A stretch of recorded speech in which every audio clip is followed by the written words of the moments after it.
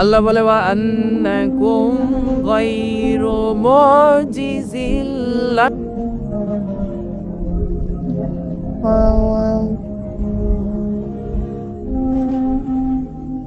আন্নাকুম গায়রু মুজিজিল্লাহ, সব জিনেরা সব ফেরেশতারা সবাই মিলে যদি বিদ্রোহ করে আমার ক্ষমতার এক আনাও তোরা কমাতে পারবি?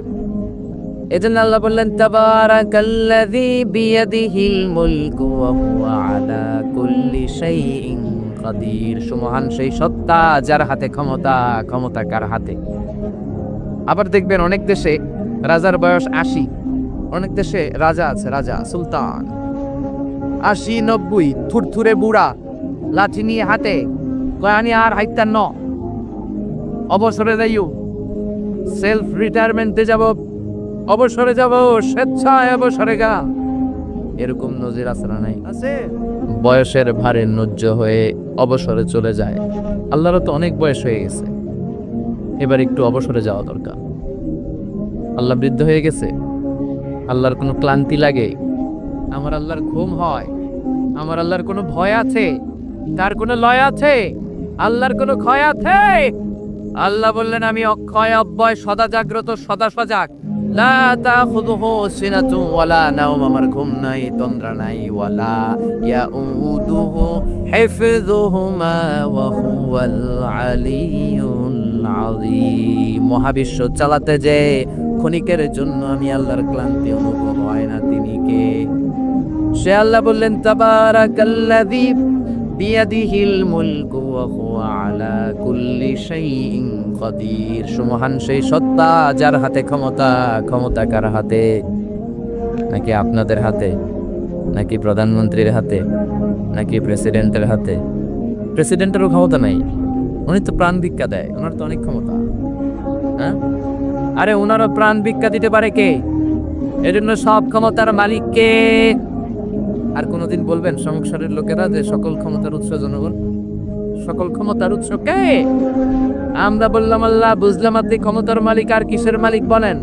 আল্লাহ বললেন আল্লাযী খালাকাল মাউতা ওয়াল হায়াতা লিয়াবলুয়াকুম আইয়ুকুম আহসানু আমালা ওয়া হুয়াল আজিজুল গফুর। আমি জীবনের মালিক, আমি মরণের মালিক। জীবন দেয় কে?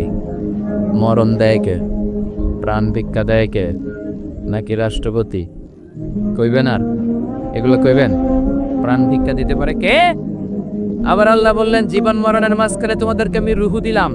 এই রুহু কেউ দেখে নাই, রুহুকে ছুঁতে পারে নাই, ধরতে পারে নাই। রুহুর সাইজ কত, ওজন কতদূর, কালার কি জানেন আপনি? দেখছেন কেউ? রুহু দেখা যায় না। আমার দাদা মরে গেল, দাদি মরে গেল, আমরা পাশে বসা, উড়াল দিল রুহু। নানা মরে গেল, নানি মরে গেল, পাশে বসা, উড়াল দিল রুহু। কোন দিক দিয়ে বের হলো, কেমন করে বের হলো, সাইজ কতটুকু, ওজন কতটুকু দেখা যায়? আওয়াজ করে বলবেন দেখা যায়? আল্লাহ বলেন কিয়ামত পর্যন্ত রূহ নিয়ে গবেষণা করলেও তোরা খুঁজে পাবি না, কারণ তোদের জ্ঞান হলো লিমিটেড, সীমিত। আনলিমিটেড জ্ঞান একজনের, তিনি কে? এজন্য মক্কার কাফিররা বলল মুহাম্মদ রূহ কারে বলে, আমাদেরকে বলো। বিশ্বনবী বলতে পারে না, কারণ বিশ্বনবী মন গড়া বলে না।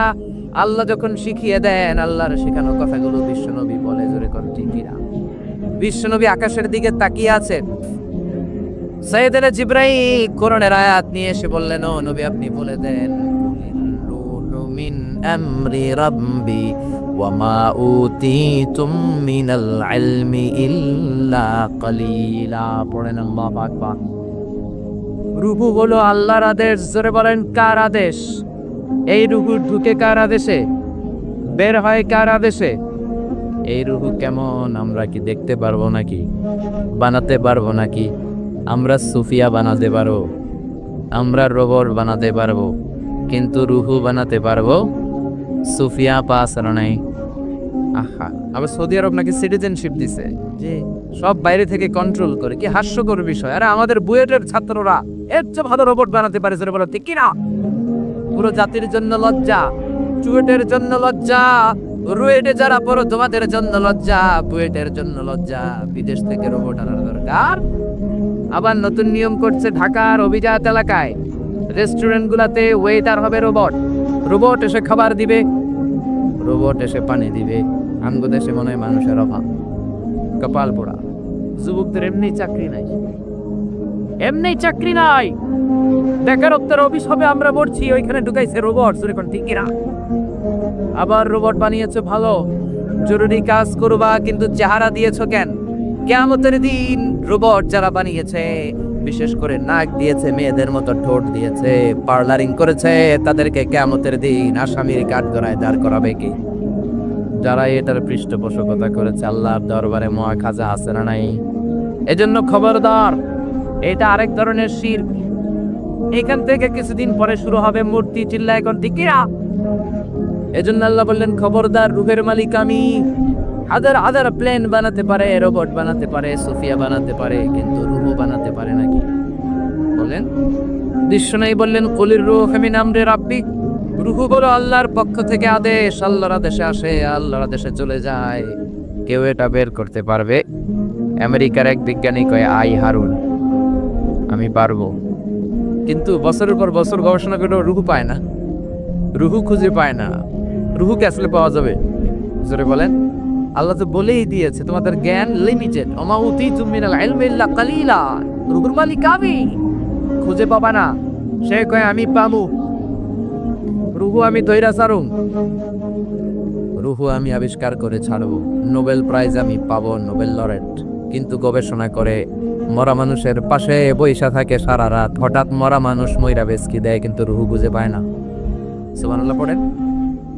হঠাৎ করে মানুষ মরে যায়, কিন্তু রূহ আর সে পায় না। এবার সে আবিষ্কার করলে, এক কাজ করি, গ্লাস ফিটিং করে একটা রুম বানাই, ওই রুমের ভিতরে কিছু মুমূর্ষু রোগী ঢুকাই, তাহলে তো রূহ উড়াল দিতে পারবে না। গ্লাস ফিটিং করা, টেম্পার্ড গ্লাস, সীসা ঢালাই করা, ওটা দিয়ে কিছু বেরোতে পারে না, বুলেট প্রুফ গ্লাস। এবার আইসিইউ থেকে মুমূর্ষু রোগী আনা হলো। আইসিইউ চিনেন তো, যে ইন্টেন্সিভ কেয়ার ইউনিটে অক্সিজেন দিয়ে রাখি। মেডিকেল টিমের প্রধান বলে, ইউনাইটেড স্টেটস অফ আমেরিকার মেডিকেলের প্রধান, কয়েক গ্লাস ফিটিং করা রুমের ভিতরে ঢুকানোর পরে রোগীর পালস মা দেখে পালস আছে, মানে বেঁচে আছে। পালস চিনেন তো, ওই যে ধপ ধপ করে, জন্মের পর থেকে অলিন্দ নিলয় আছে না নাই, সিস্টলিক ডায়াস্টলিক আছে না নাই? এটা না থাকলে বাঁচবেন? কি হইবে? ঠুস হবেন। হায় রে মানুষ রঙিন ফানুষ, দম ফুরাইলে তবুও তো ভাই কারোরই নাই একটুখানি। হায় রে মানুষ রঙিন ফানুষ, রঙিন ফানুষ, হায় রে মানুষ। আল্লাহ আকবার। রূহ খুঁজে পাওয়া যাবে না। রূহ ধরার জন্য গ্লাস ফিটিং করা রোগের ভিতরে মুমূর্ষু রোগী ঢুকানো হলো। চেক দ্য বিপি, বিপি মানে ব্লাড প্রেশার মাপো, ওকে। চেক হিজ ওয়েট, ওজন মাপো। ওজন স্কেলে সরানোর পরে মুমূর্ষু রোগীটার ওজন দেখা গেল 80 কেজি। কয় কেজি? সবাই বলেন কয় কেজি? এবার মেডিকেল টিমের প্রধান বলে, গ্লাস বন্ধ কর, অক্সিজেনের মাস্ক খুলে নে। সবাই বলল অক্সিজেন খুলে ফেললে মরে যাবে। মেডিকেল টিমের প্রধান কয়, মরু না, মরলে রূহ পামু কেমনে? আমার রূহ লাগবে। কি লাগবে? সবাই বলে। মাস্ক খোলা হলো, ছটফট করতে করতে লোকটা মরে যায়। এবার লাশ বের করা হলো। বের করার পরে বিপি চেক করে, মানে ব্লাড প্রেশার। মরার পরে আর থাকে? ধাক্কাটা থাকে, কিন্তু ওজন থাকে কি থাকে না? টিমের প্রধান বললো, ওজন চেক কর। ওজন স্কেলে শোয়ানো হলো। মরার আগে ওজন ছিল কয় কেজি? এখন ওজন দেয়া দেখে হয়ে গেছে 78 কেজি। কয় কেজি? কমছে কয় কেজি? টিমের প্রধান কয়, পাইছি। কি পাইছেন? কয় ওইটা। কয় কোনটা? কয় রুহু। কেমনে পাইলেন? মরার আগে ছিল 80 কেজি, মরার পরে 78 কেজি, তার মানে কমছে 2 কেজি। যেটা উড়াল দিছে ওইটাই 2 কেজি, ওইটাই রুহু পেয়েছে, আমি পেয়েছি। বিজ্ঞানীদের নিয়ম হচ্ছে, একটা এক্সপেরিমেন্ট করে আপনি ফাইনাল জাজমেন্ট দিতে পারবেন, আরো নমুনা সংগ্রহ করতে হবে। আর একটা মুমূর্ষু রোগী ঢুকা, বিপি চেক কর, বিপি আছে, ওজন মাপ, ওজন 70 কেজি। দ্বিতীয় মুমূর্ষু রোগীটার ওজন কয় কেজি? কথা কয় না, কথা কয় না। কয় কেজি? 70 কেজি। ওইটারও মুখোশ খুলে ফেলা হলো। অক্সিজেনের অভাবে ওই লোকটাও মরে যায়। মরা লাশ বের করার পরে কয়, চেক দা বিপি, বিপি মাপ কর, বিপি নাই, মরে এটা ভূত হয়ে গেছে। এবার ওজন মাপ, মরার আগে ওজন ছিল 70 কেজি, এবার মরার পরে ওজন দেয়া দেখে হইছে 71 কেজি। কই যাইবে এখন? কোন দিকে দৌড় দিব? আগেরটা ছিল 80, মরার পরে 78, 2 কেজি কমেছে। তার মানে রুহু উড়াল দিয়েছে। রুহুর ওজন ছিল 2 কেজি, এইটা মরার আগে 70 কেজি, মরার পরে হয়ে গেছে 71 কেজি। বাড়লো কেমনে? আল্লাহকে কিয়ামত পর্যন্ত তুই বিপি চেক করতে পারবি। কিয়ামত পর্যন্ত টেম্পার্ড গ্লাসের রুমের ভিতরে ঢুকিয়ে মুমূর্ষুর নিয়ে গবেষণা করতে পারবি, মাগার রুহু খুঁজে পাবি। আমা উতিতুম মিনাল ইলমি ইল্লা কালিলা। কারণ মানুষ তোমাদেরকে একেবারে নগণ্য জ্ঞান দিয়ে তৈরি করেছে কে? তোমরা রোবট বানাতে পারো, সুফিয়া বানাতে পারো, কিন্তু সুফিয়ার ভেতরে রুহু দিতে পারে নাকি? কথা বলেন পারে? মরার পরে এক এক মানুষের এক এক দশা। কেউ প্যারালাইজড হয়ে মরে যায়, হাত পাকা হয়ে যায়, দেহের রক্ত জমাট বেঁধে যায়, ওজন বেড়ে যায়। আবার মরার পরে অনেক লোকের হাতের ঢিলাগুলো ছেড়ে দেয়, জয়েন্টগুলো ছেড়ে ঢিলা হয়ে যায়, ফেসফেসে হয়ে যায়, দেহের ভিতরে জমে থাকা গ্যাসগুলো বের হয়ে যায়, ওজন কমে যায়। ওজন বাড়া কমা দিয়ে রুহু বের করা যায় না। রুহুর মালিককে আমরা বললাম আল্লাহ, বুঝলাম আপনি ক্ষমতার মালিক, বুঝলাম আপনি রুহুর মালিক, আর কিসের মালিক? আল্লাহ বললেন, গোলাম الذي خلق 7 سماوات طباقا ما ترى في خلق الرحمن من تفاوت। মাথার উপরে আকাশের দিকে নজর করে তাকা, বিশাল আকাশটারে বানিয়েছে কে? নাকি আমেরিকার বিজ্ঞানীরা বানিয়েছে? কে? 7 স্তরে তিনি বানালেন। আবার বললেন, আল্লাযী ولقد زينا السماء الدنيا بمصابيح وجعلناها رجوما للشياطين। এই 7 আকাশকে আমি একটার চেয়ে একটা বড় করে বানালাম। প্রথমে বানালাম প্রথম আকাশের মহাশূন্য, তারপরে প্রথম আকাশ, তারপরে দ্বিতীয় আকাশের মহাশূন্য, তারপরে দ্বিতীয় আকাশ। একটার চেয়ে একটা বড় না ছোট? কথা বলেন, বড় না ছোট? কত বড়? বিশ্বনবী বললেন, হাতের আংটি যদি মরুভূমিতে ফেলে দাও, মরুভূমির তুলনায় তোমার হাতের আংটি যত ছোট, আল্লাহ দ্বিতীয় আকাশের তুলনায় প্রথম আকাশটা ঠিক তত ছোট। প্রথম আকাশের চেয়ে দ্বিতীয় আকাশ বড়, তার চেয়ে তৃতীয় আকাশ বড়, তার চেয়ে চতুর্থ, পঞ্চম, ষষ্ঠ, সপ্তম, তারপরে সিদরাতুল মুনতাহা বড়। সিদরাতুল মুনতাহার উপরে কোরআনের বাড়ি লৌহে মাহফুজ বড়, তার উপরে বাইতুল মামুর বড়, তার চেয়ে আল্লাহর আরশ বড়, আরশের চেয়ে কুরসি বড়, তার উপরে 70,000 নূরের পর্দা বড়, আর সবচেয়ে বড় হলো আল্লাহু আকবার, আমার আল্লাহ সবচেয়ে বড়। ঠিক কি না? এই 7 আকাশের এত উপর থেকে গোটা বিশ্বের সব নিয়ন্ত্রণ করে কে? সপ্ত জমিনের নিচে অমাবস্যার অন্ধকারে কোনো পিপিলিকা যদি গুটি গুটি পায়ে হেঁটে যায়, ওই পিপিলিকার পায়ের আওয়াজটাও শুনতে পায় কে? আল্লাহ বললেন, 7 স্তরে বানিয়েছি আকাশ। আপনারা যে দেখেন বা বিজ্ঞানীরা যে রকেট নিয়ে এদিক সেদিক যায়, স্যাটেলাইট লঞ্চ করে, লঞ্চিং দ্য স্যাটেলাইট, এগুলো কিন্তু আকাশে নয়, এগুলো আকাশের মহাশূন্যে। এটা হচ্ছে প্রথম আকাশের মহাশূন্য, তারপরে প্রথম আকাশ, একটার চেয়ে আরেকটা বড়। বৃহস্পতি বিশাল বড়, সূর্য আরো বড়। এই পৃথিবীটা কত বড় একটু আন্দাজ করেন। আমরা বসে আছি 14 গ্রাম। 14 গ্রাম হচ্ছে কুমিল্লার 17টা থানার একটা থানা। কুমিল্লা হচ্ছে 64 জেলার এক জেলা। এরকম 64টা জেলা নিয়ে আপনাদের ডিজিটাল বাংলাদেশ। আর বাংলাদেশ হচ্ছে পৃথিবীর সবচেয়ে বড় দেশ। বড় না ছোট? জোরে বলেন। ভারত প্রায় 20 গুণ বড়, কানাডা 100 গুণ বড়, রাশিয়া 150 গুণ বড়। এরকম 200টা দেশ মিলে পৃথিবীর 30 ভাগ মানে স্থল, বাকি 70 ভাগ শুধু হানি আর হানি, মানে পানি আর পানি। তো 30 ভাগ স্থল, 70 ভাগ জল, এই মিলে আমাদের পৃথিবী।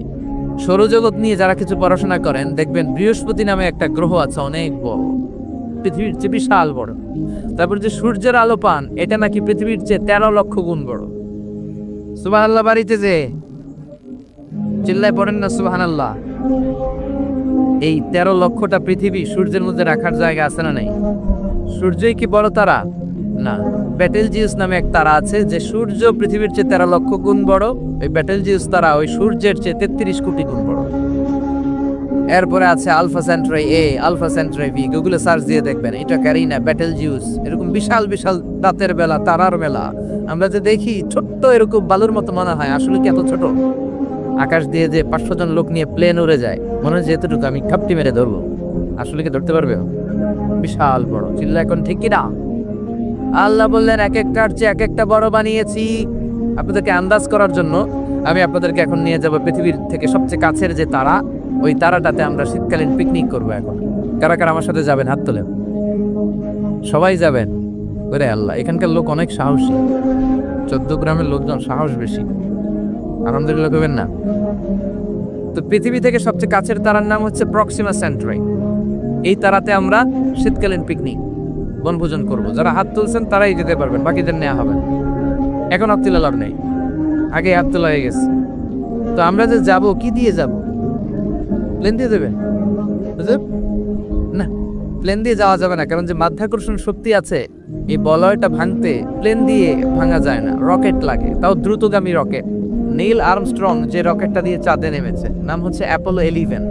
এটা ঘন্টায় সেকেন্ডে চলে 11 কিলোমিটার বেগে, মিনিটে চলে 660 কিলোমিটার বেগে, ঘন্টায় চলে 39,000 কিলোমিটার বেগে। যারা আপনারা হাত তুলেছেন, আমরা এইটা দিয়ে পিকনিকে যাব। যাবেন? যাবেন? সাহস আছে অনেক। পৃথিবীর সবচেয়ে কাছের তারায় যাব আমরা পিকনিকে। দূরের তারা তো যেতে পারবো না, কত যে দূর। সবচেয়ে কাছের যে তারাটা, আমরা ওইটাতে নামবো ইনশাল্লাহ। তাও যাব অ্যাপোলো 11 দিয়ে, যেটা ঘন্টায় চলে 39,000 কিলোমিটার বেগে। বাংলাদেশ থেকে আমেরিকা 10,000 কিলোমিটার দূর। তার মানে ওই রকেট দিয়ে আমেরিকা 1 ঘন্টা আপনি 4 বার যেতে আসতে পারবেন। সুবহানাল্লাহর ওয়াস্তে। আমরা এটা দিয়ে যদি পৃথিবীর সবচেয়ে কাছের তারা প্রক্সিমা সেন্টারিতে যেতে চাই, যেটা 4.23 লাইট ইয়ার দূরে, এত দ্রুতগামী যানবাহন যেটা ঘন্টায় চলে কয় হাজার? 39,000। সবাই বলেন তো কয় হাজার? 39,000 কিলোমিটার বেগে চলে। এইটা দিয়ে যদি পৃথিবীর সবচেয়ে কাছের তারায় আমরা যেতে চাই পিকনিকে, আমাদের ওইখানে যেতে 1,15,000 বছর লেগে যাবে। সুবহানাল্লাহ কইতে পারলেন না মজা করে? আল্লাহু আকবার। এটা হলো সবচেয়ে কাছের তারায় যদি পিকনিক করি, পৃথিবীতে আবিষ্কৃত সবচাইতে দ্রুতগামী রকেট দিয়ে যদি আমরা পিকনিকে যাই, 1,15,000 বছর লেগে যাবে। আহা, আল্লাহ যদি বলে যাও আজারি, তুমি যখন পিকনিকে যাই ভাই, তোমাকে সহ যারা হাত তুলছে সবার আমি হায়াত 1,15,000 বছর বাড়াই দিলাম। আমরা যাইতে শুরু করব, যারা হাত তুলে নাই এরা ময়রা ভূত হয়ে যাবে সব। এদের নাতি নাতকর সব মরে যাবে, আমাদের আত্মীয় স্বজন সব মরে যাবে, আমাদের জেনারেশনের পরে জেনারেশন মরবে, এরকম 6,000 প্রজন্ম মরে যাবে। তারপরে ওখানে যে নামার সময় আমাদের হবে। সুবহানাল্লাহ বলেন না? এজন্য আল্লাহ বললেন, ওয়ালাকাদ যায়্যানাস সামাআদ দুনিয়া বিমাসাবিহা ওয়া জাআলনাহা রুজুমান লিশ-শায়াতিন। ও গোলাম, চোখটা মেলে আকাশের দিকে তাকা, বিশাল বিশাল তারাগুলোকে তৈরি করেছে কে? বিশাল তারা দিয়ে আল্লাহ গোটা প্রথম আকাশের মহাশূন্যটাকে সুসজ্জিত করেছেন। জোরে বলেন ঠিক কিনা? বিশাল আকাশ। এরপর আল্লাহ বললেন, ওয়াসিররু কাওলাকুম আও ইজহারু বিহি ইন্নাহু আলিমুম বিযাতিস সুদূর। তোমরা গোপনে বলো কিংবা প্রকাশ্যে বলো, কেউ দেখে না দেখে কে? কেউ যেটা শোনে না শোনে কে? কেউ যেটা বোঝে না বোঝে কে? কেউ যেটা পারে না পারে কে? পুলিশের চোখকে ফাঁকি দেয়া যায় কি যায় না? র্যাবের প্রধানের চোখ ফাঁকি দেয়া যায় কি যায় না? বিমানবন্দরের কাস্টমস অফিসারের চোখ ফাঁকি দেয়া যায় কি যায় না? ম্যাজিস্ট্রেটের চোখ পরীক্ষার হলে ম্যাজিস্ট্রেট যারা ঘোরাফেরা করে নকল ধরার জন্য, এদের চোখও ফাঁকি দেয়া যায় কি যায় না? আমার আল্লাহর চোখ ফাঁকি দেয়া যায় নাকি? রাত্রিবেলা দরজা বন্ধ করে জানলা লাগিয়ে লাইট বন্ধ করে পাপ করলেন, কেউ দেখে নাই, দেখেছে কে? এজন্য আল্লাহ বললেন, লা তুদরিকুহুল আবসার ওয়া হুয়া ইউদরিকুল আবসার ওয়া হুয়াল লাতীফুল খাবীর। আল্লাহু আকবার। আল্লাহর চোখকে ফাঁকি দেয়া যাবে না।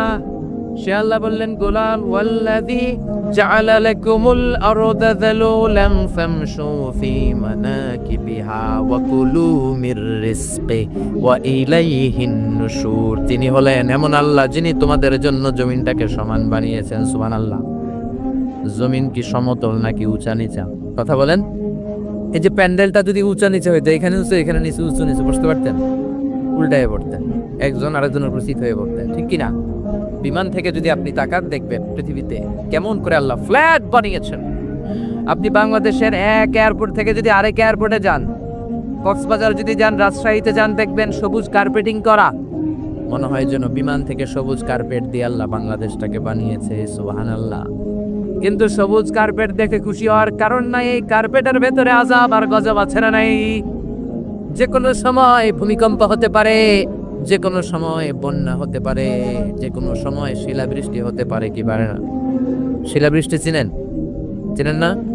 14 গ্রামে তো হয় না শিলাবৃষ্টি, না হয়? আহা, একটুক মাত্র এই সাইজের শিলাবৃষ্টি পরে আমাদের ধান ক্ষেত শেষ, গম ক্ষেত শেষ। ওই যে আল্লাহ পানি পাঠাইতেছে উপর থেকে।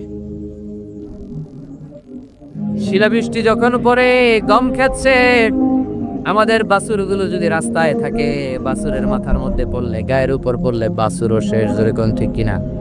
আল্লাহ যদি শিলাবৃষ্টির জায়গায় এসিড বৃষ্টি পাঠায়, এসিড বৃষ্টি, পাথর বৃষ্টি, উল্কা বৃষ্টি। দক্ষিণ আফ্রিকার হোবাতে একটা উল্কা পড়ছে 60 টন।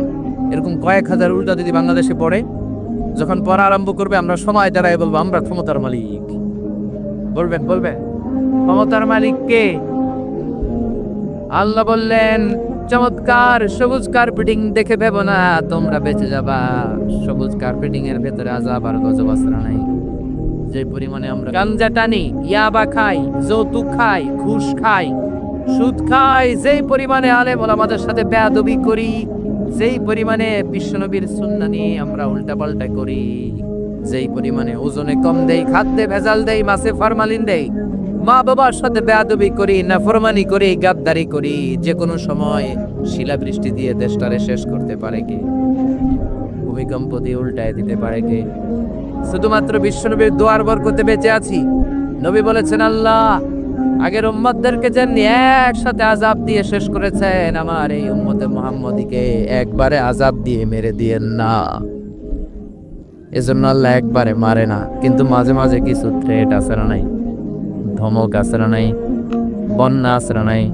তখন বলবেন আমরা আল্লাহ মাফ চাই, আল্লাহুম্মা আউযু বিওয়াজহিক বলবেন, আল্লাহ এটা থেকে পানা চাই, আমরা বাঁচতে চাই, আমরা মসজিদে ঢুকবো, আমরা নামাজে পড়বো, আমরা কোরআন মানবো আর আইন মানবো কাম। আর যদি টিভির সামনে দাঁড়ায় বলেন আমাদের সব ঠিক আছে, আমরা দুর্যোগ মোকাবেলা করব, বন্যা আমাদের কিছু করতে পারবে না, এত মেট্রিক টন খাবার থাইল্যান্ড থেকে নিয়ে আসছি, আমাদের কিচ্ছু হবে না। মন্ত্রীরা যদি এইরকম কথা বলে, তাইলে আযাব আর গজব দেশে আসে না নাই? বরং দুর্যোগ মন্ত্রী বলবে, আমরা তওবা দিবস ঘোষণা করলাম, বন্যার কারণে পুরো বাংলাদেশে তওবা দিবস। কি দিবস? আরো জোরে, কি দিবস? এইসব শোক দিবস করে টরে লাভ নাই, তওবা দিবস করবেন। বন্যার কারণে তওবা। ও আল্লাহ, 17 কোটি মানুষ প্রধানমন্ত্রীর সাথে হাতে হাত রেখে একসাথে তওবা। প্রধানমন্ত্রী সহ আমরা, মন্ত্রীরা সহ আমরা, নেতা খেতারা সহ আমরা 17 কোটি মানুষ তওবা করব, মাফ চাবো কার কাছে? তাহলেই বাঁচায় দিতে পারে কেউ।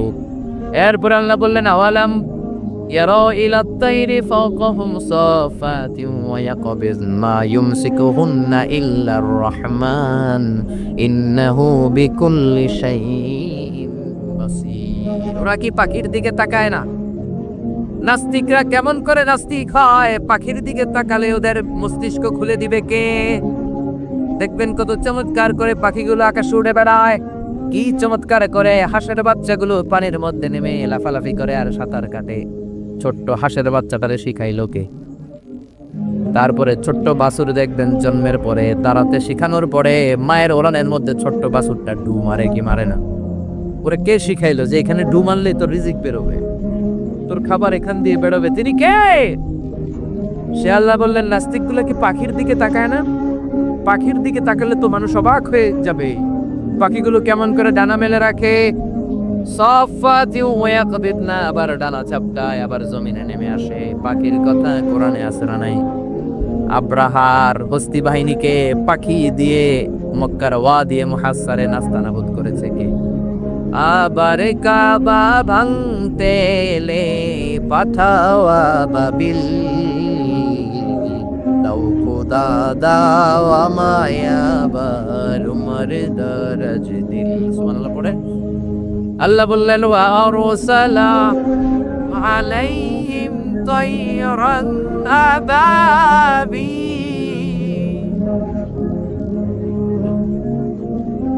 লোহিত সাগরের উপর থেকে ঝাঁকে ঝাঁকে পাখি পাঠিয়ে আব্রাহার বাহিনীকে ধ্বংস করে দিল কে?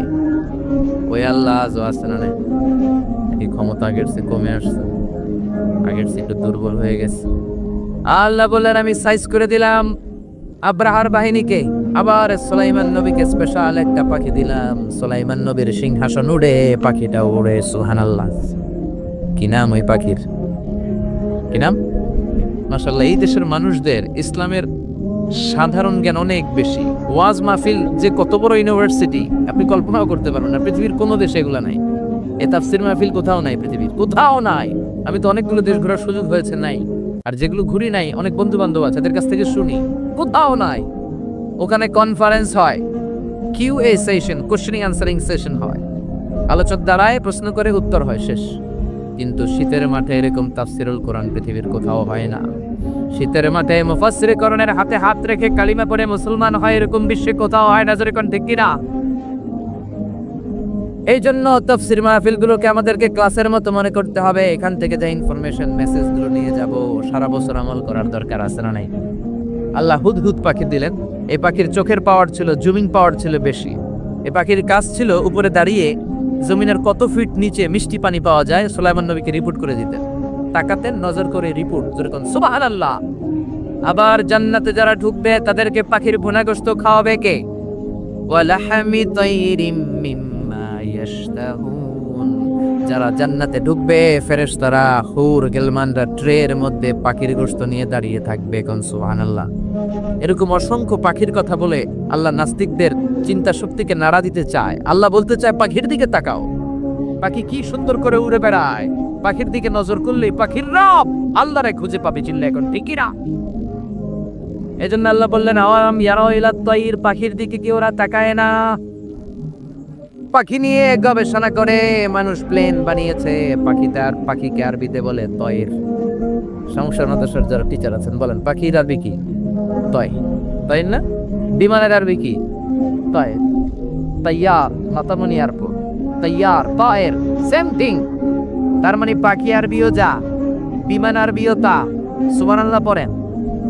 পাখি যখন উড়ে বিমানের মতোই উড়ে, বিমান যেমনি উড়ে পাখিও তেমনি উড়ে। Birds and aircraft, rocket and plane maintain the same flying mechanism. Why flying? পাখি আর বিমান যখন উড়ে একটা সিস্টেম মেইনটেইন করে উড়ে।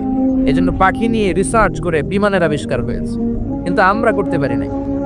করেছে ইহুদিরা, করেছে খ্রিস্টানেরা। আমরা আছি তুই 4 কারণে কাফের, তুই 10 কারণে কাফের, তোর 14 গোষ্ঠী কাফের। এই কাফের মারা গেলে যেখানে কবর দেয়া হবে, ওই কবরে যে ঘাস উঠবে, ওই ঘাস যে গরু খাবে, আর ওই গরুর যে দুধ খাবে, ও কাফের। এরকম আছে না নাই? আমরা কথায় কথায় বলি জাহান্নামী, কথায় কথায় বলি কাফের। বিষ্ণু বললেন খবরদার, কাউকে যদি তুমি কাফের বলো তোমারে কাফের বানায় দিবে কে? আমরা আছি ফতোয়া দেয়া নিয়ে ব্যস্ত। কোনো আবিষ্কার আমাদের হাতে নাই, সব বিজাতিদের হাতে। উইলবার রাইট অরভিল রাইট, 2 ভাই এই প্লেন বানিয়েছে। অনেক দিনের সাধনা ওদের। পাখি আকাশে উড়ে, আমরা উঠতে পারি না। এই কিউরিসিটি থেকে আপনার পৃথিবীর সব আবিষ্কার, যত ডেভেলপমেন্ট, যত উন্নতি, সব মানুষের কিউরিসিটি। আপনার মধ্যে যদি উৎসাহ না থাকে, আপনার মধ্যে যদি প্রশ্ন না থাকে, কৌতূহল না থাকে, আপনি কোনো উন্নতি জীবনে করতে পারবেন না। ঠিক কি না? ওরা শুধু গবেষণা করে, চিন্তা করে। পাখি উড়ে, আমরা উঠতে পারি না কেন? এখন আমরা পাখির চাইতে আরো জোরে উড়ি, প্লেনে জোরে। কোন ঠিক কিনা? পাখিরে আমরা হারাই দিছি। এই 2 ভাই প্লেন আবিষ্কার করলো 1903 সালে ইউনাইটেড স্টেটস অফ আমেরিকাতে। এখনকার মতো এরকম চমৎকার প্লেন না, এয়ারপোর্ট কিচ্ছু ছিল না। ছোট্ট একটা ইঞ্জিন দিয়ে, একটা পাখা দিয়ে এরা উড়াইতে শুরু করছে। কিছুক্ষণ উইরা থপাস করে পড়ে, হাত ভাঙে, পা ভাঙে, তারপরও হাল ছাড়ে না। তারা চ্যালেঞ্জ নিয়েছে যে কোরআনে পাখি নিয়ে গবেষণা করার কথা বলা হয়েছে, নিশ্চয়ই গবেষণার ভিতরে আমাদের জন্য কল্যাণ আছে না নাই? বিশ্বনবী একবার নারীদেরকে বললেন, ও মদিনার নারীরা, তাসাদ্দাকনা, তোমরা বেশি বেশি সদকা করো, মানে দান করো। তো নারীরা বলল, এত পুরুষ লোক থাকতে আমাদের বললেন কেন? পুরুষদের বলেন। বিশ্বনবী বললেন, ফাইন্নী উরিতুকুন্না আকসারা আহলিন নার, আমি মেরাজের রাতে জাহান্নামে যেতে যাদেরকে বেশি দেখেছি তারা পুরুষ নয়, তারা ছিল নারী। 2 কারণে তোমরা জাহান্নামে যাবা। এক হচ্ছে তুকসিরনা লানা, তোমরা বেশি বেশি লানত দাও। দেখবেন ঝগড়া লাগলেই কয় হেতের উপরে আল্লাহ ঠেড়া হইতো, হেতের উপরে আল্লাহর গজব হইতো, বলে না? এটা নারীরা বলে। যে মা বোনদের কানে আমার মাইকের আওয়াজ যায়, আপনারা এটা করবেন না। কেননা বিশ্বনবী বলেছেন যে আপনাদের জাহান্নামে যাবার প্রথম কারণ হচ্ছে আপনারা বেশি বেশি লানত দেন, অন্য নারীদেরকে অভিসম্পাত করেন, কার্ডস করেন। এটা করবেন না। 2 হচ্ছে তাকফুরনাল আশিরা, স্বামীর নাশুকরি করে নারীরা। শামুকসারে এরকম নারী আছে না নাই? আছে, অভিজ্ঞতা থেকে বলতেছে সবাই। তো নারীরা নাশুকরি করবেন না, শুকর গুজার হবেন। শুকর গুজার হলে ফ্যামিলিটারে শান্তিপূর্ণ বানায় দিবে কে? আর কিচ্ছু পাইলাম না, কিচ্ছু দিল না, কিচ্ছু নাই, এগুলো বললে আজীবন হাহুতাশি করবেন। আপনার বুকের জ্বালা কষ্ট জীবনেও দূর হবে না। অল্প খাবেন, অল্প পড়বেন, অল্প জমাবেন, অল্পের মধ্যে বরকত ঢুকাই দিছে কে? অল্প খাওয়া, অল্প রাখা, অল্প জমানোরে আরবিতে বলে আল কানাআ। আল কানাআতু মিনাল ইসলাম। অল্প খাবেন, অল্প জমাবেন, অনেক লাগবে এটা ঠিক না। যাদের অনেক আছে তাদের সুখ কম, শান্তি কম, তাদের ঘরে ঘরে অশান্তি। জোরে বলেন ঠিক কিনা? এজন্য আল্লাহ ওদেরকে অল্পে তুষ্ট থাকার তৌফিক দান করুক, আমরা পড়ি আমিন। তো বিশ্বনবীও কালেকশন করতেন। যখন এই 2 কথা বললেন যে তোমরা এই কারণে জাহান্নামী, দান করো, নারীরা দান শুরু করে দিল। আবার নারীদের মন অনেক দুর্বল, আপনারা কি দান করছেন? এরা পারলে এদের জমি জমা লেখা দিয়ে দিবে। যদি ওই রকম মোটিভেট তাদেরকে করতে পারেন, যদি এরকম বুঝাতে পারেন, তাদের মনটা এত নরম, তাদের হৃদয়টা গলাতে পারলে, ওনাদের নামে জায়গা জমি থাকলে ওইটাও মাদ্রাসার নামে লিখে দিবে। সুবহানাল্লাহ পড়ে। তো নারীরা বিশ্বনবীর এই মন গলানো ওয়াজ শুনে দান করা শুরু করলো। কেউ দেয় হাতের বালা, কেউ দেয় নাকের ফুল, কেউ দেয় কানের দুল, কেউ দেয় পায়ের নূপুর। বিশ্বনবীর হাত কয়টা? 2 হাতে আর কয়টা নিতে পারে? হাত ভরে গেছে। তারপর মদিনার নারীরা দিয়েই যাচ্ছে। বিশ্বনবী বিলালকে বললেন, বিলাল তোমার রুমালটা দাও, তুমি রুমাল বিছাও, আমি ওয়াজ করতেছি আর তুমি কালেকশন করো। যেই ছেলেরা তোমরা ভলান্টিয়ার্স হিসেবে এই যে প্যাকেট নিয়ে, পলিথিন নিয়ে সবার কাছে গেলা, তোমরা সাইয়েদনা বিলালের সুন্নত পালন করেছো, তোমরা বিলালের উত্তরসূরি। আল্লাহু আকবার। এজন্য ইসলামের এই কল্যাণময় কাজে হাতে হাত রেখে, কাঁধে কাঁধ মিলিয়ে আমাদের একসাথে আগাতে হবে। রাজি আছেন তো? আল্লাহ কবুল করুক। যারা দান করেছে আল্লাহ তাদের দানটাও কবুল করুক। দান করা অনেক বড় সওয়াবের কাজ, আল্লাহ এটা খুব বেশি পছন্দ করেন। কিয়ামতের দিন 7 শ্রেণীর লোককে আল্লাহ তাআলা তার আরশের নিচে ছায়া দিবে। তার মধ্যে এক লোক হচ্ছে রজুলুন মা তাসাদ্দাকা ইয়ামিনুহু লা তা'লামু শিমালু। তার ডান হাত যা দান করে বাম হাতও সেটা জানে না। মানে এত গোপনে দেয়। ডান হাত আর বাম হাত তো খুবই কাছাকাছি। ডান হাত কি করে ওটা বাম হাতের জানার কথা কি কথা না, কিন্তু সে এত গোপনে দান করে, ডান হাত কি দিল বাম হাতই জানে না, মানে গোপনে দেয়। সুবহানাল্লাহ। এজন্য গোপনে দানও অনেক সওয়াব। আপনি চেকলিস্ট করবেন যে এলাকার কারা কারা গরিব, এদের ঘরে যে আপনি যাকাত পৌঁছে দিবেন। যাকাতের জন্য অ্যানাউন্সমেন্ট করেন না, ওই অ্যানাউন্সে যাকাত নিতে এসে পদপৃষ্ট হয়ে এদেশে অনেক গরিব লোকেরা মারাও যায়। যারা মরল তাদের মার্ডার কেসের আসামি করে ওই যাকাত দানকারীকে কিয়ামতের দিন আল্লাহর কাঠগড়ায় দাঁড় করাবে কে? সেদিন আপনি মার্ডার কেসের আসামি হয়ে যাবেন। এজন্য দান করতে হবে নীরবে, নিভৃতে, গরিবের হাতে পৌঁছে দিতে হবে। ইসলাম বলে রাস্তার এক পাশে গাছতলা, আরেক পাশে 5 তলা, এটা ইসলাম নয়। সবার মাঝে অর্থনৈতিক তারল্য বিরাজ করবে, এরকম একটা সমাজ আল্লাহ আমাদেরকে দান করুন। যারা দান করেছে কিয়ামতের দিন তারা তাদের আমলনামা দেখে বলবে, আল্লাহ এত আমল তো আমি করি নাই, তোমার ফেরেশতারা ভুল করে আরেকজনের আমলনামা আমাকে দিয়ে দিছে। ফেরেশতারা কি ভুল করে? কথা বলেন। আল্লাহ বলবেন না, এটা তোমার আমলনামা। তুমি ওই যে দুনিয়াতে দান করেছো শামুকসার মাদ্রাসার জন্য, ওই দানটাকে আমি বড় করেছি। যারা গাভী পালেন 14 গ্রামে, গাভীর মালিক গাভী যদি বাচ্চা দেয় খুব খুশি হয়, বাছুরটারে খাইয়ে দাইয়ে পেলে পুষে এত বড় করে। আল্লাহ বলে আমিও তোর দানটারে খাইয়ে দাইয়ে পেলে পুষে এত বড় উহুদ পাহাড়ের সমান করে তোর আমল নামায় উঠিয়ে দিয়েছে রে বান্দা। এজন্য দান করবেন বেশি বেশি। কথা বলেছেন মাওলানা হাবিবুর রহমান আল ফারিদি, খুব ভালো আলোচক। কথা বলেছেন আব্দুল কাদের সাহেব। আজকে প্রধান অতিথি জয়নাল আবদিন খোরশেদ, এই যে কথা আলোচনা করলেন না, ও আসতে পারে নাই। বিশেষ অতিথি জনাব কামাল উদ্দিন, সভাপতি হচ্ছেন আলহাজ মাস্টার দেলোয়ার হোসেন মজুমদার, উনি। আপনি মাশাআল্লাহ, চমৎকার নাম। মাহফিল পরিচালনায় আলহাজ মাওলানা শাহজাহান কবির, আয়োজনে এলাকার যুব সমাজ। মহিলাদের জন্য আলাদা প্যান্ডেলের ব্যবস্থা কোন দিকে? আল্লাহ আমাদের বোনদেরকেও কবুল করুক। যারা এসেছেন, যারা টাকা দিয়ে, পয়সা দিয়ে, বুদ্ধি দিয়ে, পরামর্শ দিয়ে আজকের এই কোরআনের বাগানকে সফল করতে এসেছেন, কোরআনের কথা শুনতে এসেছেন, সবাইকে শুকরিয়া জানাই। আমি শারীরিকভাবে একটু অসুস্থ, এজন্য খুব বেশি সময় কথা বলবো না। কোনো ভূমিকা কথা ছাড়া সরাসরি আমরা কোরআনের আলোচনার দিকে যাব। তার আগে আমরা 3টা তাকবীর দিব। শামুকসার এলাকার লোক কারা কারা এসেছেন দেখি তো, একটু হাত তুলে দেখা। শামুকসারের অধিবাসী? হায় হায় সর্বনাশ, শামুকসারের তো লোক নাই। আচ্ছা, শামুকসারের বাইরে থেকে বাকি সবাই? আচ্ছা, ঠিক আছে ঠিক আছে, আল্লাহ কবুল করে নাকি। আমি লিল্লাহি তাকবীর পড়লে আপনারা পড়বেন আল্লাহু আকবার। কষ্ট হবে না তো? আল্লাহর নামের তাকবীর দেন, এগুলো মিজানের পাল্লায় আল্লাহ অনেক ওজনওয়ালা করে দিবে। লিল্লাহি তাকবীর বললে দেহের সবটুকুন শক্তি গলার মাঝ বরাবরে এনে আল্লাহু আকবার পড়া যাবে তো? কষ্ট হচ্ছে না তো? ঘুমে টুমে ধরে নাই তো? দেন তাকবীর দেন, লিল্লাহি তাকবীর, লিল্লাহি তাকবীর, লিল্লাহি তাকবীর। আল্লাহ তাকবীরগুলোকে তুমি কবুল করো। কথা শুনবো সূরাতুল মুলক থেকে। আমি আলোচনার শুরুতে সূরাতুল মুলকের একটা আয়াত তেলাওয়াত করেছি, এটা থেকে আমরা কথা শুনবো। অনেকের মুখস্থ আছে না নাই? অনেক দামি সূরা, জরুরি সূরা। আমি মুখস্থ করেছি কাবার প্রান্তরে উমরা করতে যে, এটা মুখস্থ করছি। তো আপনারাও সময় সুযোগে অবসর সময়টা কাজে লাগাবেন, মুখস্থ করে ফেলবেন সূরাগুলো। বিশ্বনবী সাল্লাল্লাহু আলাইহি ওয়াসাল্লাম নিজে সূরা মুখস্থ করে সাহাবাদের শোনাতেন, সাহাবারা মুখস্থ করে বিশ্বনবীকে শোনাতো। সাহাবাদের মধ্যে সবচেয়ে বড় কারি ছিল উবাই ইবনে কাব রাদিয়াল্লাহু আনহু।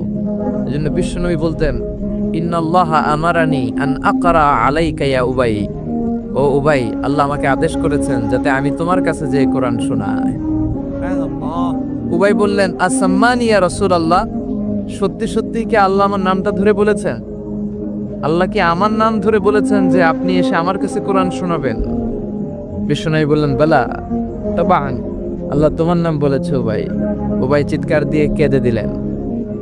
বিশ্বনবী উবাইয়ের কাছে কোরআন শোনাতেন, উবাই বিশ্বনবীকে কোরআন শোনাতো।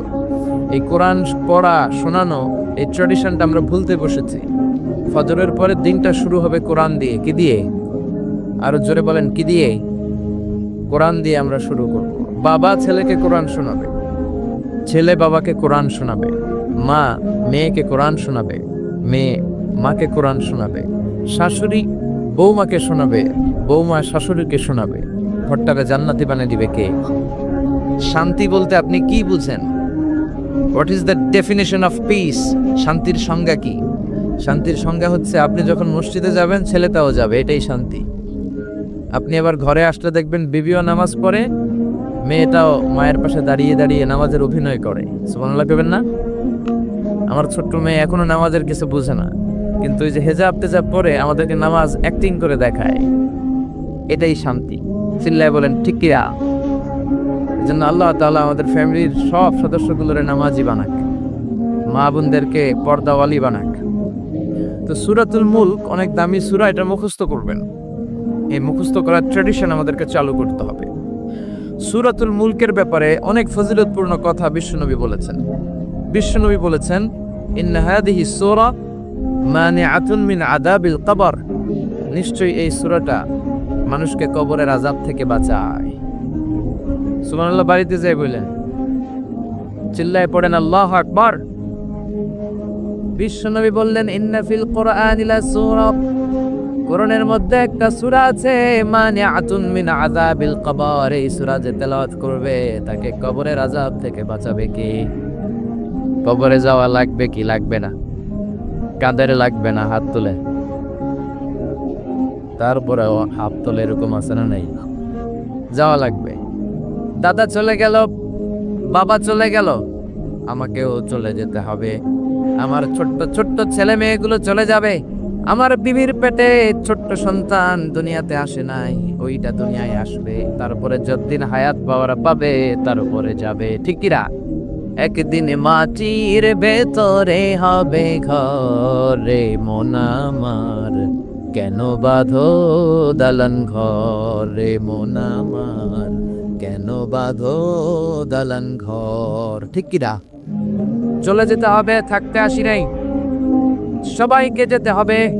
কিন্তু আমাদের লাইফস্টাইল যদি আমরা খেয়াল করি, আমাদের মনে হয় কেউ আমরা যাব না, আজীবন থাকতে আসছি। কয় বাড়ি আমার, গাড়ি আমার, সব আমার, আমি খামু সব আমি, পেট এতটুকু হ্যাঁ সব খাইব। কয় আমার সব আমার, বাড়ি আমার, গাড়ি আমার, এলাকা আমার, আমার দাপট, আমার কথা চলবে আর কারো কথা নাই, এরকম কিছু টাকা তাছাড়া নাই। আমার এলাকা, আমার সব, আমার বাড়ি, আমার গাড়ি, আমার ব্যাংক ব্যালেন্স খালি আমার। আল্লাহ কয় কিচ্ছু তোমার না, সবকিছুর মালিক কে? কিন্তু তারপরও আমার আমার বলতে বেশি পছন্দ করি। যদি বলি গাড়িটা কার, কয় হুজুর আমার। বাড়িটা কার? আমার। বিল্ডিংটা কার? আমার। কেমন করে আপনার বাড়ি হয়? আপনার বাবাও যখন এই বাড়িতে থাকতো সেও বলতো আমার, দাদাও কইতো আমার, ঠিক কিনা? আপনি মরে গেলে ছেলে বলবে আমার। একটাই বাড়ি, সবাই কয় আমার। পরের জায়গা পরের বাড়ি, ঘর বাঁধিয়াই আমি রই, আমি তো সেই ঘরের মালিক নই। পরের জায়গা পরের বাড়ি, ঘর বাঁধিয়াই আমি রই, আমি তো সেই ঘরের মালিক নই, ঠিক কিনা? এই দুই লাইনের গানের ভেতরে গোটা আখেরাতটা আছে। এই দুই লাইনের সঙ্গীতের ভেতরে পুরো ইসলামটা আছে। এই দুই লাইনের সঙ্গীতের ভেতরে 30 পারা কোরআনটা আছে, ঠিক কিনা? থাকতে আসি নাই, চলে যেতে হবে। এজন্য সঙ্গীত যেটা গাবেন ওইটা ইসলাম দ্বারা অ্যাপ্রুভড হতে হবে, কোরআন দ্বারা জাস্টিফাইড হতে হবে। যে কোনো সঙ্গীত আপনি গেতে পারেন না যে সঙ্গীত আপনাকে কোরআনমুখী করে, যেই কবিতা আপনাকে ইসলামমুখী করে, যেই গান আপনার অন্তরে আল্লাহর ভয় জাগায়, ওগুলো আমাদের গান, যেরকম, ঠিকই না? কিন্তু এদেশে আছে ব্যান্ডের গান, রক্স গান, আউলা গান, বাউলা গান, মরমী গান, আছে না নাই? কয় আগে কি সুন্দর দিন কাটাইতাম, গ্রামের নওজোয়ান হিন্দু মুসলমান মিলিয়া বাউলা গানার মুর্শিদি গাইতাম, আগে কি সুন্দর দিন কাটাইতাম। তো এখন সুন্দর কাটাস নাকি? তোর কি সমস্যা? আগে সুন্দর দিন কাটাইছে, এখন তো ডিজিটাল বাংলাদেশ, এখন তো আরো সুন্দর দিন কাটাবা, কপাল পোড়া। খবরদার গানগুলো বুঝে শুনে গাবে। এই লালনের গানে, বাউলা গানে ঢোল তবলা আছে না নাই? বিশ্বনবী ঢোল তবলা ভাঙার জন্য দুনিয়ায় এসেছেন।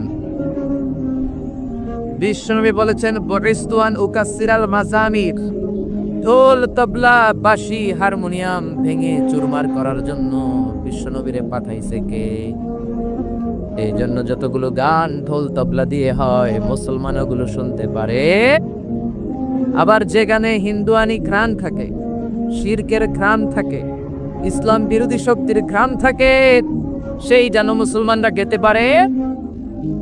গত 2 সপ্তাহ আগে মারা গেছে বারি সিদ্দিকী। বারি সিদ্দিকীর গান পোলাপানরা গায় কি গায় না? বারি সিদ্দিকীর ফ্যান আছে না নাই? বুঝে শুনে গাইতে হবে, বুঝে শুনে শুনতে হবে মুসলমান, জোরে কোন, ঠিক কিনা?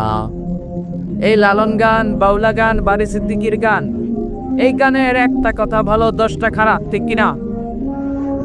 একটা আপনারে কোরআনের কথা বলে মনে ঝলক সৃষ্টি করবে, আর 10টা লাইন দিয়ে মুশরিক বানায় দিবে, ঠিক কিনা? এজন্য খবরদার, এগুলো শোনা যাবে না, এগুলো গাওয়া যাবে না। এগুলো হলো দ্বীন এলাহির new version. Akbar the great বলে সবাই, আসলে বেয়াদব ছিল এই লোকটা। আকবর 4টা ধর্ম মিলে নতুন এক ধর্ম বানাইছে, ইসলাম, শিখ, জৈন, এগুলো নিয়ে সে বানাইছে ইসলাম, হিন্দু, শিখ, জৈন, এই 4টা ধর্ম নিয়ে নতুন একটা ধর্ম সে বানাইছে, দ্বীন এলাহি। কে তোকে পারমিশন দিয়েছে ধর্ম বানানোর, যেরকম, ঠিক কিনা? এজন্য অন্যান্য কালচার যদি মিক্স থাকে, হিন্দুয়ানি যদি গন্ধ থাকে, শিরকের যদি কোনো অংশ থাকে, ওই গানগুলো মুসলমানরা গেতে পারবে। বারি সিদ্দিকের গানও শোনা যাবে। কয় আমি একটা জিন্দা লাশ, কাটিস না রে জংলারে বাস, আমার লাইগা 3.5 হাত কবর খুঁড়িস না, আমি পিরিতের নলে পোড়া, মরার পরে আমায় পুরিস না। আসলে নাই, প্রথম লাইনে বলে আমারে কবর দিস না, দ্বিতীয় লাইনে বলে আমারে শ্মশানে পুরিস না। এক মুসলমানের অন্তরের মধ্যে 2 ধর্ম থাকতে পারে, মুসলমানকে আগুনে জ্বালানো হয় না, মুসলমান মরার পরেও তার একটা সম্মান আছে না নাই? এই জন্য দেখেন বারি সিদ্দিকের গানের প্রথম লাইনে বলে আমারে কবর দিস না, জংলার বাঁশ কাটিস না, দ্বিতীয় লাইনে বলে আমারে আগুনে পুরিস না। তাহলে তুমি মুসলমান নাকি হিন্দু? ভেজাল আছে না নাই? আছে না নাই?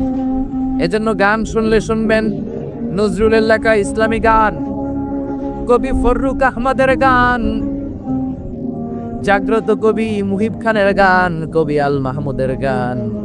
গান যদি শুনতে হয় সাইমিন শিল্পী গোষ্ঠীর গান, কলরবের ছোট্ট ছোট্ট বাচ্চাদের গান, ঠিক কিনা? সালাতে কায়েম করো, সালাতে কায়েম করো, হবে সম্মানী তুমি, হবে জান্নাতি তুমি, হবে সম্মানী তুমি, হবে জান্নাতি তুমি। সালাত তোমার অঙ্গে মাখো, সঙ্গে রাখো, তবেই তো মুমিন। রব্বি আলা রব্বি আলাযীম। আল্লাহু আকবার। কি সুন্দর বাচ্চাগুলো পাগড়ি পরে গান গায়, এগুলো শিখানোর দরকার আছে না নেই? এই জন্য কবরে যেতে হবে, কবরের প্রিপারেশন নিতে হবে। বিশ্বনবী বললেন যারা সূরাতুল মুলক তেলাওয়াত করবে কবরের আযাব থেকে বাঁচাবে কে? আবার বিশ্বনবী বললেন শাফাআত লি সাহিবিহা, যে ব্যক্তি এই সূরা তেলাওয়াত করবে তার জন্য এই সূরাটা কিয়ামতের দিন আল্লাহর কাছে সুপারিশ করবে। সুবহানাল্লাহ নাই? আর জোরে সুবহানাল্লাহ। কোরআন সুপারিশ করবে আল্লাহর কাছে। আল্লাহ সুপারিশ ফেলে দিতে পারবে? প্রধানমন্ত্রীর কাছে যদি অর্থমন্ত্রী কোনো সুপারিশ নিয়ে যায়, প্রধানমন্ত্রী ফেলে দিতে পারবে? পররাষ্ট্রমন্ত্রী যদি কোনো সুপারিশ করে, রেকমেন্ডেশন করে, ফেলে দিতে পারবে? কোরআন যদি সুপারিশ করে কবুল করে নেবে কে? এজন্য এই সূরা যারা তেলাওয়াত করবে, এই সূরা তার হয়ে আল্লাহর কাছে সুপারিশ করবে, রব্বুল আলামিন এই সূরার সুপারিশ কবুল করে নেবে। আবার বিশ্বনবী বলেন খাসামাত আন সাহিবিহা, এই সূরাটা কিয়ামতের দিন এই সূরার তেলাওয়াতকারীর পক্ষ হয়ে আল্লাহর বিরুদ্ধে তর্ক করবে। আল্লাহু আকবার। আল্লাহর সাথে তর্ক, সাহস বেশি না কম? বেশি না কম? তর্ক করতেই থাকবে হাত্তা দাখালাহুল্লাহুল জান্নাহ, যতক্ষণ না রব্বুল আলামিন ওই লোকটাকে জান্নাতি বলে সার্টিফিকেট না দেয়। করতে রাজি আছেন সূরাতুল মুলক? এজন্য বিশ্বনবী বলতেন মান কারা বিহা ফি লাইলা, রাতে যে সূরাটা তেলাওয়াত করবে তার আমলনামার মধ্যে সওয়াব দিয়ে পূর্ণ করবে কে? এজন্য বিশ্বনবী দরদ মাখা কণ্ঠে বলেছেন আমি চাই আমার প্রতিটা উম্মতের হৃদয়ে এই সূরাতুল মুলকটা গাথা থাক। আমি চাই এই সূরাটা আমার প্রতিটা উম্মতের কলিজায় লিপিবদ্ধ থাক। আমি চাই 30টা আয়াতের এই সূরাতুল মুলক আমার প্রতিটা উম্মতের সিনার মধ্যে লিপিবদ্ধ থাক। সুবহানাল্লাহ। মুখস্থ করতে রাজি আছেন? সবাই করবেন? যারা ইনশাআল্লাহ বলেন নাই তারা তো আর করবেন না, না? করবেন, করবেন, সবাই করবেন। মাত্র 30টা আয়াত। কয় আয়াত? এক মাসে কয় দিন? আপনাদের সামুদ্রে এক মাস কয় দিনে হয়? এদিকেও 30 দিনে। তাহলে প্রতিদিন যদি একটা করে আয়াত আপনি মুখস্থ করেন, আপনার সূরাটা মুখস্থ করতে লাগবে কয়দিন? জোরে বলেন। এটা আপনাদের বাড়ির কাজ, শামুকসারবাসীদের জন্য বাড়ির কাজ, হোমওয়ার্ক। কোরআন পড়া হয় না। আগামী এক মাসে এই শামুকসারের প্রত্যেকের হৃদয়ের ভিতরে এই সূরাতুল মুলক থাকার দরকার আছে না নাই? রাজি আছেন? রাজি আছেন? চিৎকার করে পড়েন ইনশাআল্লাহ। এই সূরাটার মধ্যে নাস্তিকদের জন্য কিছু ডোজ আছে, ডোজ। নাস্তিকদের জন্য কিছু ডোজ দিয়েছে কে? মেডিসিন দিয়েছে কে? আমরা আল্লাহরে বিশ্বাস করি, আমরা আস্তিক। যারা করে না তারা কি? আমরা আস্তিক হতে চাই না, নাস্তিক।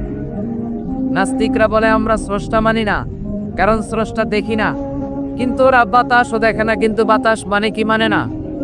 কারো মাথায় যদি ব্যথা হয় দেখে না, কিন্তু মানে কি মানে না। Bad headache, someone feel bad headache in his head. So why do you believe on that? কেন মাথা ব্যথা মানো? Do you see the air in the atmosphere? বাতাসে যে বায়ুমণ্ডলে যে বাতাস, এটাকে আমরা দেখতে পাই। তো নাস্তিক ভাইরা, তোমরা বাতাসে বিশ্বাস করো কেন? কপাল পোড়া। ওরা নিজেরাই নিজেদেরকে দেখে না, আল্লাহর দেখবে কেমন করে? আপনি কি আপনার চোখ দেখেন আয়নার সাহায্য ছাড়া? কথা বলেন। পিঠ দেখেন আয়নার সাহায্য ছাড়া? আরে আয়না থাকলেও তো পিঠ দেখতে গেলে ঘাড় ভেঙে যাবে। কথা বলেন। এই জন্য নাস্তিকদের জন্য ডোজ দেয়া হয়েছে। নাস্তিকরা বলে আনসিন ইজ নাথিং, যেটা দেখি না মানি না। আল্লাহ বলে আমার সৃষ্টির দিকে তাকা, আমার সাগরের দিকে তাকা, আমার ঝর্ণার দিকে তাকা। আমার সৃষ্টি নৈপুণ্যের ভিতরে আমি আল্লাহ আছি না নাই? ঝর্ণা ঝর্ণা ঝর্ণা রে, বলনা বলনা বলনা রে, কার বিরহে পাগল পাড়া তুই। কার মিলনে ফুল ফসলে ভরা রে তোর দুকুল ভুই। কার মিলনে ফুল ফসলে ভরা রে তোর দুকুল ভুই। ঝর্ণা ঝর্ণা ঝর্ণা রে, বলনা বলনা বলনা রে, কার বিরহে পাগল পাড়া তুই। আল্লাহু আকবার। সিলেটের মাদক কুণ্ডে যান, আমি মাহফিল করতে গেলে এটা ঘুরে দেখে আসি। 250 ফিট উপর থেকে জলপ্রপাত, দিন নাই রাত নাই, ঝড়ো ঝড়ো কল কল টানে ঝর্ণা ঝরে। এই ঝর্ণার তৈরিকারী কে? সাগরের প্রচন্ড উত্তাল ঢেউ। কক্সবাজারে যাবেন 155 kilometre, the longest sea beach ever in the world. পৃথিবীর সবচাইতে বড় সমুদ্র সৈকত বাংলাদেশে দিয়েছে কে?